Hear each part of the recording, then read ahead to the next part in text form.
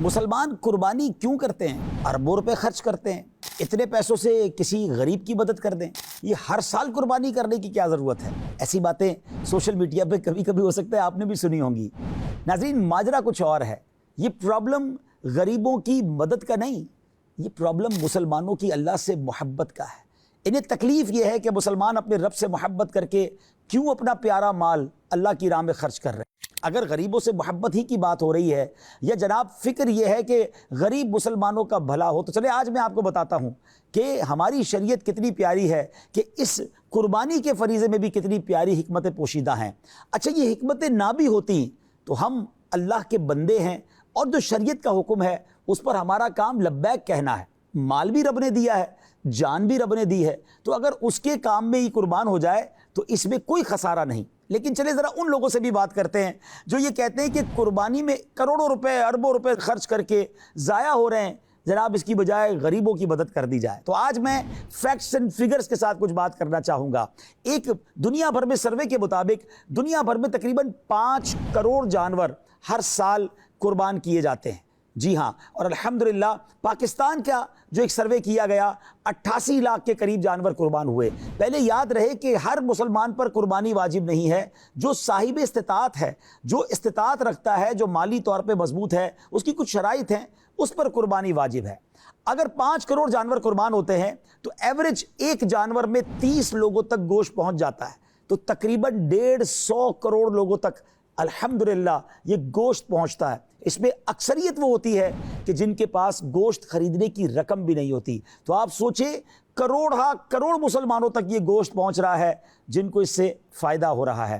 آپ جانتے ہیں قربانی کا یہ پورا جو سرکل ہے اس میں عالمی معیشت میں کتنے پیسے کا فلو بڑھتا ہے؟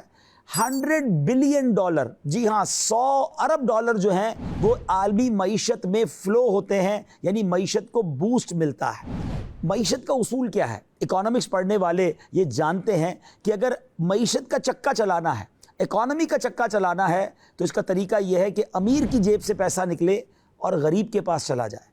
آپ بھی غریب کی مدد چاہتے ہیں نا؟ تو چلے آج آپ کو بتاتا ہوں میں کہ قربانی سے کتنے کروڑ غریب مسلمانوں کا بھلا ہوتا ہے۔ ہم بات شروع کریں گے جانور کہاں سے آتے ہیں۔ میجورٹی جانور گاؤں سے، گوٹھوں سے، غریب لوگوں کے گھروں سے آتے ہیں، جو پورا سال جانور پالتے ہی اسی لیے ہیں کہ جناب یہ جانور قربانی میں اچھے داموں میں بکے گا تو ہماری روزی اچھی ہو جائے گی۔ تو پتہ چلا یہ جانور جو خرید رہے ہیں ہم، یہ کسی نہ کسی غریب کے جیب میں ہی وہ رقم جا رہی ہے۔ لیکن اس جانور کو پالنے کے دوران اس کو چارہ کھلایا جا رہا ہے، مزدوری ہو رہی ہے، ان سب کو مزدوری کے پیسے مل رہے ہیں۔ اب یہ جانور منڈی میں آ گیا، منڈی میں لاکھوں مسلمانوں کو جاب مل جاتی ہے۔ منڈی کو سنبھالنے والے، سوزوکی کے ڈرائیور ہو گئے، وہاں جناب جانور کی رسی بیچنے والے، چارہ بیچنے والے، ایک میلہ سا لگ جاتا ہے۔ بلکہ آپ ہمارے یہاں کی منڈیوں میں دیکھیں تو اور بھی کھانے پینے کے سٹال لگ جاتے ہیں، تو ان سب کو بھی روزگار مل رہا ہے عارضی طور پر۔ جی ہاں، ٹیمپریری جو جابز ہیں وہ لاکھوں کی تعداد میں پیدا ہو جاتی ہیں کہ کئی لوگوں کو 1-2 مہینے کے لیے روزگار ایکسٹرا مل جاتا ہے۔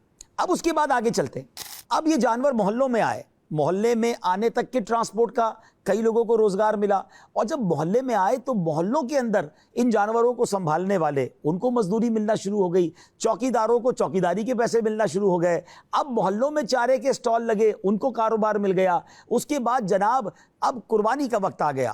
ہزاروں لاکھوں قصاب اور ان کے ہیلپرز جو اس جانور کو ذبح کرتے ہیں، خال اتارتے ہیں اور بوٹیاں بناتے ہیں، ان سب کو روزگار، بلکہ روزگار کے ساتھ ساتھ گھر جاتے جاتے کچھ گوشت بھی مل گیا۔ سبحان اللہ۔ اب اس کے بعد یہ گوشت پکنا شروع ہوا تو اب اس کے لیے مسالہ جات کی سیل بڑھ جاتی ہے، تیل کی سیل بڑھ جاتی ہے، اور خوراک کی بہت ساری چیزیں زیادہ بکنے لگتی ہیں، مشروبات بکنے لگ گئے کیونکہ اب گھروں میں دعوتیں ہو رہی ہیں۔ آگے چلتے ہیں، اب باربیکیو ہوتا ہے تو باربیکیو بنانے والے کوئلے کے جناب کاروبار بڑھ جاتا ہے۔ اب غور کرتے چلے جائیں، سٹیپ بائی سٹیپ کاروبار بڑھتا چلا جا رہا ہے اور اس میں ہزاروں لاکھوں مسلمانوں کا بھلا ہوتا چلا جا رہا ہے۔ کئی دکاندار خوشحال ہوتے چلے جا رہے ہیں۔ اور آگے چلتے ہیں، اب یہ جو کروڑوں کھالیں ہیں یہ کہاں جاتی ہیں؟ یہ اسکن آف اینیملز، یہ لیدر انڈسٹریز میں جاتی ہیں، اور بتایا جاتا ہے کہ لیدر انڈسٹری کا 25% خام مال جو ہے وہ صرف بقرعید کے دنوں میں جانور کی قربانی سے ان کو مل جاتا ہے۔ یعنی پورا سال جتنی ان کو स्किन्स चाहिए उसका 25% तो सिर्फ अल्हम्दुलिल्लाह कुर्बानी की वजह से मिल जाता है। अब उससे बैग्स बन रहे हैं, जूते बन रहे हैं, पर्स बन रहे हैं, और ये सारी इंडस्ट्री में लाखों लोग जॉब कर रहे हैं। ये किसका भला हो रहा है? ये करोड़ों मुसलमानों का, जो गरीब मुसलमान या मिडिल क्लास के लोग हैं, उन सबको बरकतें कुर्बानी की वजह से मिल रही हैं। तो नाजरीन, और मैं आपको क्या क्या बताऊं, तो ज़रा सोचिए, जानवर को पालने से लेकर हमारे पेट में ग़िज़ा जाने तक, ज़िबा होने तक, और उसकी स्किन से लेदर इंडस्ट्री के चलने तक, कदम कदम पर मुसलमानों का भला है। थोड़ी देर के लिए मान लिया जाए ये एतराज़ कि जनाब कुर्बानी करने से गरीब का भला नहीं हो रहा, तो ये एतराज़ ही गलत है। जनाब कुर्बानी करोड़ों गरीबों को रोज़गार फराहम करती है। एक बार फिर अर्ज़ कर दूं, बेशक ये तो एक हिकमत मैंने आपको बयान कर दी, लेकिन जब शरीयत का हुक्म आ जाए, हिकमत नहीं ढूंढनी है, हमें लब्बैक कहना है। हमारा माल भी रब का दिया हुआ, हमारी जान भी रब की दी हुई। और याद रखिए, कुर्बानी के दिनों में सबसे अफजल नेकी ये है कि जानवर का खून बहाया जाए।